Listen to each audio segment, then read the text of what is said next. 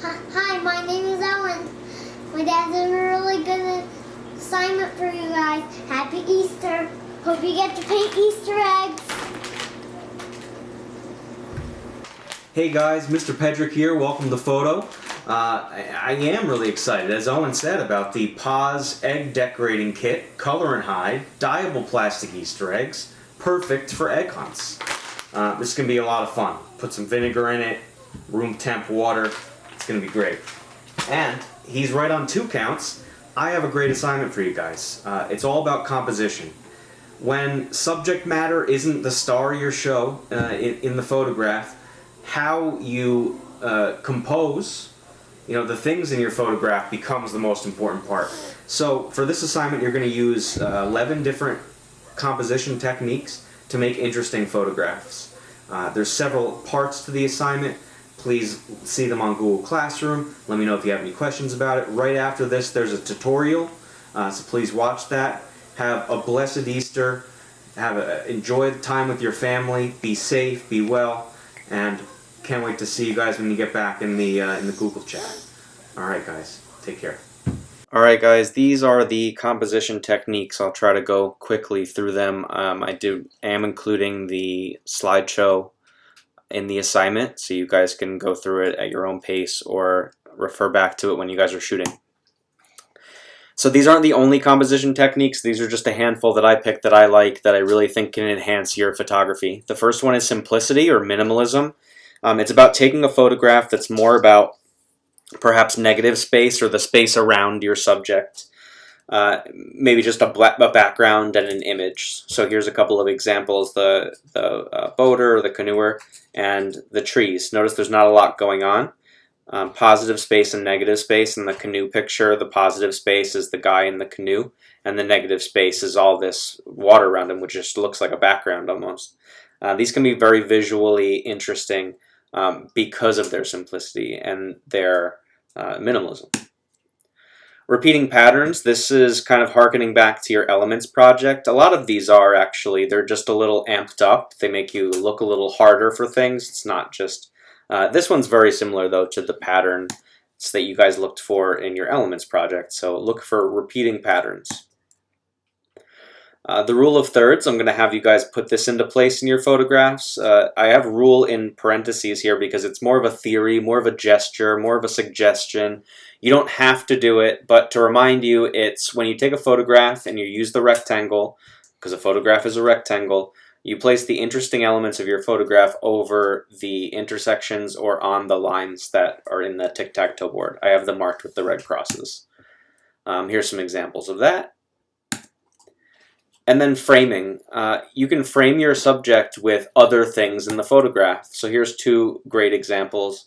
The couple here that's holding hands is framed twice. They're framed by the outside frame, this bridge here, and then the light from the other side where they're going to exit. And the cow's just cute. Leading lines, this is like the line assignment that you guys had in the Elements project, but this is a little more specific in that you need to find lines that lead the viewer's eye into the photograph or towards the subject of your photograph. So these are 2 photos with leading lines. Which one do you think is more successful? That's really your call. It's subjective. I think the one on the right is a little more successful just based on the angle of it. But they both have these lines that are leading the viewer's eyes towards that bridge there. Here's some more examples of leading lines. These 2 are pretty easy: bird's eye view and worm's eye view. Bird's eye just means taking a photo from above. So if you have pets, this is a great assignment to photograph them, assuming that they're lower than you. And the one on the left here of the cat has another framing framing technique applied too.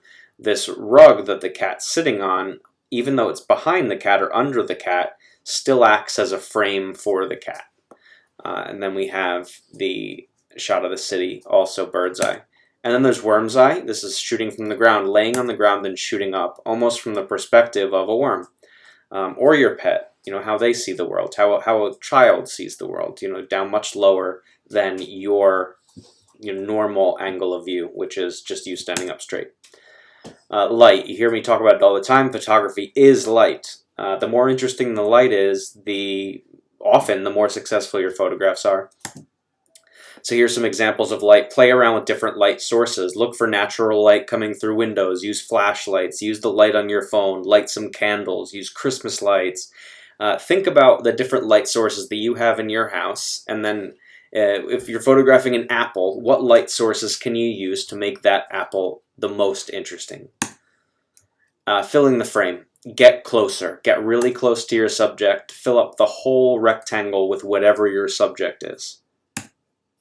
And then there's selective focus. This is portrait mode, or you use a low aperture to create shallow depth of field, which gives you something in focus and the rest blurry. So the image on the left, the dog and the treat, selective focus put on the treat and the dog out of focus in the background. Now it's different on the right side because the tree is in focus and the tree is in the background.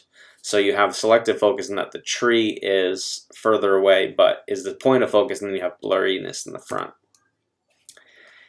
And that's it for the composition slideshow. Like I said, this will be on Google Classroom for you guys to refer to it throughout. This is going to be due on the Wednesday that we get back from break, so not right after, but I really think this is a good time. Give you, if you are going anywhere, then perhaps you can use that time to take these photos. All right, guys, take care.